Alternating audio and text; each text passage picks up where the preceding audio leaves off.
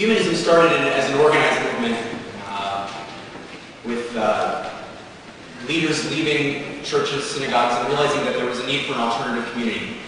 But one of the things about that alternative community that they founded that has become best known is scientific and philosophical arguments for why we might want to not be part of a traditional religion. Some of us here are parts of traditional religions. In other words, we have a mixed audience. Not everybody here is a humanist. We welcome everyone, whether you are or aren't. You're all welcome here. But we wanted to emphasize that humanism is more than just the scientific understanding of the world we live in. It is that very important, but it's also two things that we realized we needed a hero for, to really show everybody. We needed a hero for two values that humanism holds so strongly, and that's courage and creativity. And we sat around thinking, we need a hero, somebody to help us to show people with the example that he or she has set, what does courage and what does creativity really mean? And so our first choice was to celebrate Salman Rushdie for really living a life of excess courage and far, far too much creativity for some. And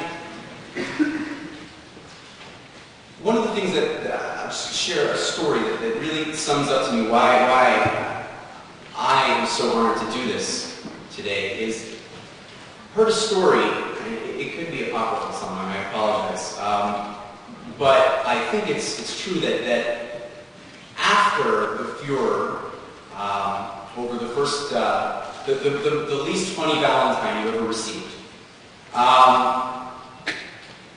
you made a decision at one point to actually convert to Islam. Not for any belief or any but to pacify, to mollify the rising storm. And as far as I understand it, and again, this is this could be a conflict, I hope I'm not wrong, but you then decided, you had the intellectual honesty to say, well, that was a mistake, actually, right? And you recanted and said, no, listen, that was a real mistake. And first of all, admitting that mistake gave so much more moral force to the many, many good decisions that you'd made in your work and your life. But it was a way of saying, no, I won't be a part of this to give peace to people who, if that's the way they're thinking about this world, don't deserve peace. In the sense of peace of mind. I mean, they deserve peace in the sense we don't wish anyone any violence, but peace of mind, I have to give my life, my creativity, my courage to give some people peace of mind? No. You embody humanism at that moment just as much as you embody humanism in all the brilliant literary creativity that you've given us.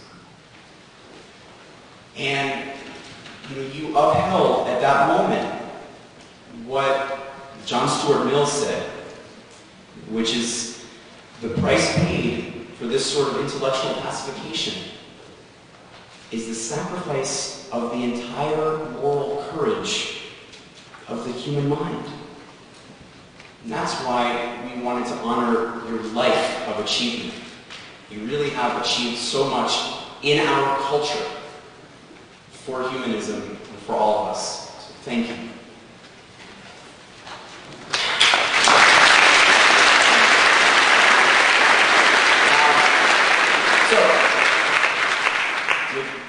With a bit further ado, what we're going to do, we're going to present to you a couple more musical selections. Now, why? Why do we choose the music? Because this is incredible Turkish music that we chose because, to some of you may have uneducated ears the way that I do, and this may sound to you in the way that unfortunately it sounds to me because I'm not an expert, like the music of a mosque. But it isn't. It's not mosque music. These are the Turkish troubadours. This is the music of the Turkish troubadours. This is music that was written in the 19th century at the dawn of modernization, and it was music that is about human creativity. They're telling stories in this music temple of the gods. And yet, it has that ring to us, for many of us at least, of the music of the mosque. Isn't that amazing? That it's secular creativity.